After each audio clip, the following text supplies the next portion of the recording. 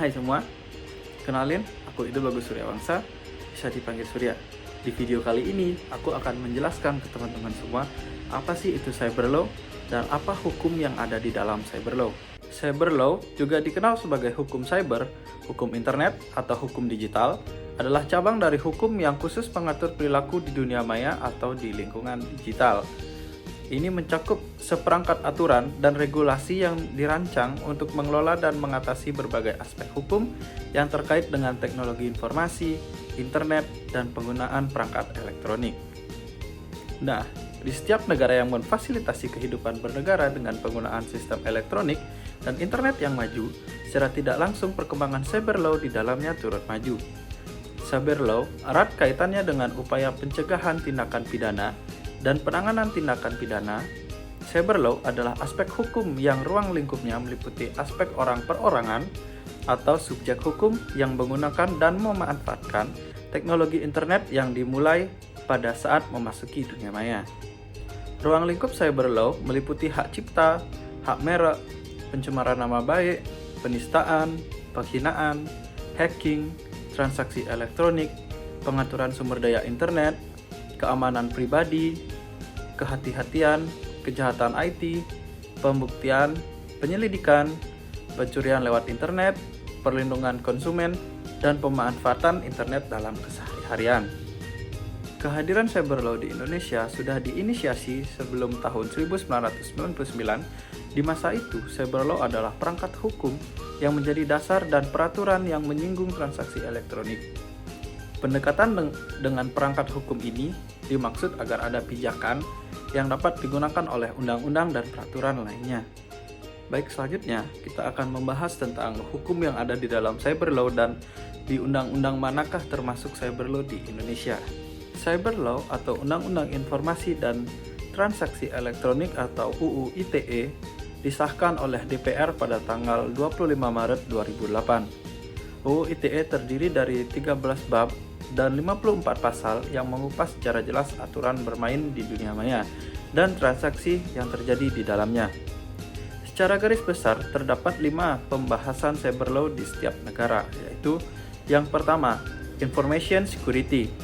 Information Security menyangkut masalah keotentikan pengiriman atau penerima dan integritas dari pesan yang mengalir melalui internet.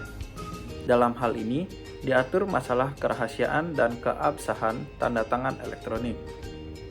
Yang nomor 2 adalah online transaction yang meliputi penawaran, jual beli, pembayaran, hingga pengiriman barang melalui internet.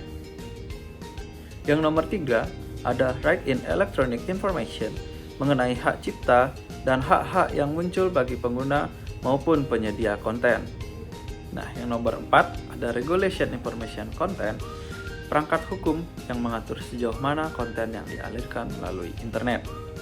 Dan yang terakhir ada regulation online contact, yaitu tata krama dalam berkomunikasi dan berbisnis melalui internet, termasuk perpajakan, restriksi ekspor impor, kriminalitas, dan yurisdiksi hukum. Nah, cyber law ini juga masuk ke dalam undang-undang yang mengatur mengenai teknologi informasi. Di antaranya, yang pertama itu masuk di Undang-Undang Hak Cipta Nomor 19 Tahun 2002 tentang Hak Cipta. Yang nomor 2 yaitu Undang-Undang Informasi dan Transaksi Elektronik Nomor 11 Tahun 2008 tentang pornografi di internet, transaksi di internet, dan etika penggunaan internet. Nah, yang terakhir kita akan membahas hukum apa saja sih yang berlaku di dalam cyber law ini. Oke, jadi cyber law ini memiliki 6 hukum yang berlaku di dalamnya. Yang pertama ada subjective territoriality. Hal ini menekankan bahwa keperlakuan hukum ditentukan berdasarkan tempat perbuatan yang dilakukan dan penyelesaian tindakan pidana dilakukan di negara lain. Yang nomor 2 ada objective territoriality yang menyatakan bahwa hukum yang berlaku adalah hukum akibat sebuah perbuatan terjadi dan memberikan dampak yang sangat merugikan bagi negara yang bersangkutan. Yang nomor 3 ada nationality, yaitu menentukan bahwa negara mempunyai yurisdiksi untuk menentukan hukuman berdasarkan kewarganegaraan pelaku.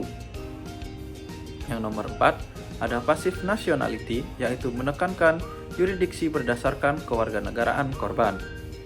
Dan yang nomor 5 adalah protective principle, yaitu menyatakan berlakunya hukum didasarkan atas keinginan negara untuk melindungi kepentingan negara dari kejahatan yang dilakukan di luar wilayahnya, yang umumnya digunakan jika korban adalah negara atau pemerintah.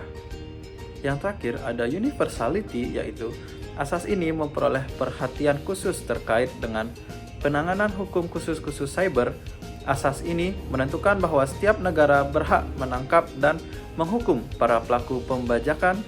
Lalu kemudian asas ini diperlukan hingga mencakup kejahatan terhadap kemanusiaan dan terus dikembangkan untuk kejahatan sangat serius berdasarkan perkembangan hukum internasional.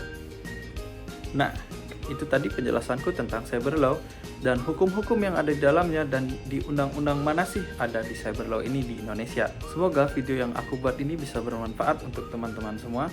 Jangan lupa untuk like, komen, dan subscribe. Oke, sekian dari aku. Terima kasih.